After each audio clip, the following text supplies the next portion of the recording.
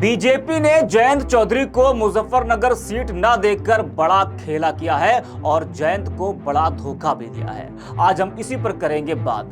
नमस्कार, 4PM में आप सभी का स्वागत है। जिस मुजफ्फरनगर सीट को लेकर आरएलडी प्रमुख जयंत चौधरी अखिलेश यादव से नाता तोड़कर एनडीए के साथ गए, वैसे मुजफ्फरनगर सीट तो एक बहाना था जयंत चौधरी को मंत्री जो बनना था, लेकिन मुजफ्फरनगर सीट को लेकर ही सपा आरएलडी में आखिरी वक्त तक बात नहीं बन पाई, जिसकी वजह से अखिलेश यादव और जयंत चौधरी के रास्ते अलग हो गए। वो इंडिया गठबंधन से अलग हो गए। समाजवादी पार्टी चाहती थी कि हरेंद्र मलिक को मुजफ्फरनगर से चुनाव लड़ाया जाए। भले ही हरेंद्र मलिक आरएलडी के टिकट पर लड़ जाए, लेकिन उन्हें ही उम्मीदवार बनाया जाए, जबकि आरएलडी इसके विरोध में थी और वो नहीं चाहती थी कि हरेंद्र मलिक को मुजफ्फरनगर की सीट दी जाए। फिर दोनों दलों में बात बन न सकी और जयंत चौधरी एनडीए के साथ चले गए। वैसे खिचड़ी तो पहले से पक रही थी, और जब वो एनडीए के साथ गए तो बीजेपी ने जयंत चौधरी के साथ बड़ा खेला कर दिया।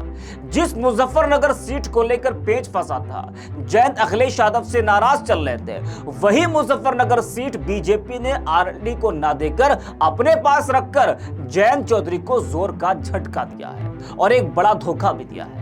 और बीजेपी ने यह बता दिया कि यह सपा नहीं बीजेपी है, हम ज्यादा विचार नहीं करते, हाथ नहीं जोड़ते हैं और ना ही किसी की मर्जी से हम काम करते हैं। जो सीट दी है उस पर सहमत हो तो ठीक, ना हो तो ठीक। जयंत को राज्य और केंद्र में मंत्री बनना था, इसलिए उन्होंने बीजेपी से ना कोई नाराजगी दिखाई, ना कोई बगावती तेवर दिखाया। जितनी सीट मिली उतनी सीट चुप से रख ली। लेकिन मुजफ्फरनगर सीट जयंत से छीनकर बीजेपी ने उनको नीचा दिखाने का काम जरूर किया है। जयंत चौधरी के पिता और आरएलडी के मुखिया रहे पूर्व केंद्रीय मंत्री चौधरी अजीत सिंह को शिकस्त देने वाले केंद्रीय राज्य मंत्री डॉक्टर संजीव बालियान को बीजेपी ने मुजफ्फरनगर से टिकट दिया है। बीजेपी ने जिन प्रत्याशियों की सूची जारी की है, उनमें मुजफ्फरनगर लोकसभा सीट से संजीव बालियान का नाम फाइनल है।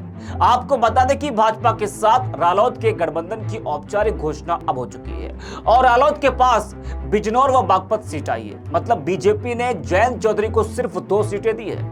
ऐसे में दोनों सीटों पर लोकसभा चुनाव के लिए प्रत्याशी उतारने के लिए मंथन भी शुरू हो गया है। लेकिन इससे आरएलडी को झटका तो लगा है, क्योंकि उसके हाथ से मुजफ्फरनगर सीट चली गई है और भी कई सीट हैं, जी हाँ, जिसकी डिमांड वो कर रहे थे अखिलेश यादव से, वो भी सीट उनको नहीं मिली। आपको बता दें कि जो अखिलेश यादव जयंत चौधरी को 7 सीटें दे रहे थे, बीजेपी ने सिर्फ 2 ही सीट देकर जयंत को कमजोर करने का काम किया है। और इस पूरे मामले को लेकर सोशल मीडिया पर भी लोग अपनी प्रतिक्रिया दे रहे हैं। एक्स पर रवीश नाम के यूजर लिखते हैं कि आज ही जयंत चौधरी ने नड्डा साहब से मुलाकात की, उसके बाद मुजफ्फरनगर और मथुरा की सीट भाजपा ने अपने पाले में रखी। लग रहा है कि जयंत चौधरी जी की सहमति के बाद आरएलडी की मुख्य सीट भाजपा ने अपने उम्मीदवार दिए है। ये जयंत चौधरी साहब की कूटनीतिक हार है और उन्होंने पूजनीय चौधरी चरण सिंह जी की किसान के प्रति प्रेम और राष्ट्रीय लोकदल पर एक एक दाग लगा दिया है। वहीं भूपेंद्र लिखते हैं कि राहुल गांधी अपनी पुश्तैनी सीट अमेठी से हारे, ये बड़ी बेइज्जती है उनकी, पर मोदी के नए शरणागत हुई जयंत चौधरी अपनी पुश्तैनी मुजफ्फरनगर सीट का टिकट तक नहीं ले पाए, इससे बड़ी क्या बेइज्जती होगी। अनुज नाम के यूजर लिखते हैं कि अपनी पुश्तैनी सीट भी नहीं ले सके जयंत चौधरी, मुजफ्फरनगर से संजीव बालियान को भाजपा ने प्रत्याशी घोषित किया। प्रदीप नाम के यूजर लिखते हैं कि जिस मुजफ्फरनगर सीट के लिए पलटे थे वो तो अब भी नहीं मिली, 7 सीट से गिरकर 2 पर आ गए, उनमें भी बिजनौर भाजपा अपनी हारी हुई सीटें दे रही है। जयंत ने कौन सा बढ़िया काम कर दिया, अपने पैरों पर ही कुल्हाड़ी मार ली। जी हाँ, तो ये जो यूजर है वो लिख रहे हैं कि जयंत चौधरी ने अपने ही पैरों पर कुल्हाड़ी मार ली। आकाश नाम के यूजर लिखते हैं कि अरे ये मंत्री पद के लालची है, 2 सीट लेके घुटने टेक दिए, इसके बदले बीजेपी को राज्यसभा भी तो जिताई है, उसके बदले ये मिला, ये तो आप बिना गठबंधन करे भी जीत जाते। मुजफ्फरनगर, कैराना, बिजनौर, बागपत, ये सीट आप कांग्रेस और समाजवादी और चंद्रशेखर के सहयोग से सीट निकल जाती, लेकिन मंत्री बनना है।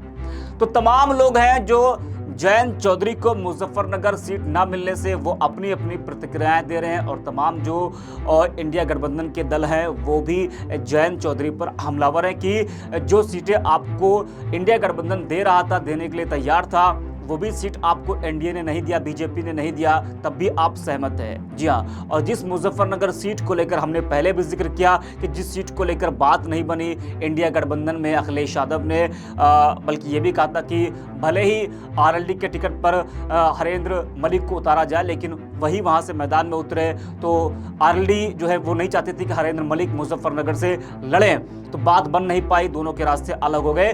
लेकिन अब जब एनडीए ने अपने भाजपा ने 195 उम्मीदवारों की जो सूची जारी की है उसमें मुजफ्फरनगर से संजीव बालियान का नाम शामिल है, आरएलडी के खाते में वो सीट नहीं दी गई है। इससे बड़ा झटका जयंत चौधरी को और क्या लग सकता है, लेकिन उनकी खामोशी ये बता रही है कि जयंत चौधरी को केंद्र में और राज्य में, जी हाँ, मंत्री बनना है, तो इस वजह से वो शांत है। अगर वो बगावत करेंगे या फिर अगर वो नाराजगी दिखाएंगे तो उनका और भी नुकसान यहां पर देखने को मिल सकता है। जी हाँ, ऐसे तमाम वीडियोस को देखने के लिए बने रहिए 4PM के साथ।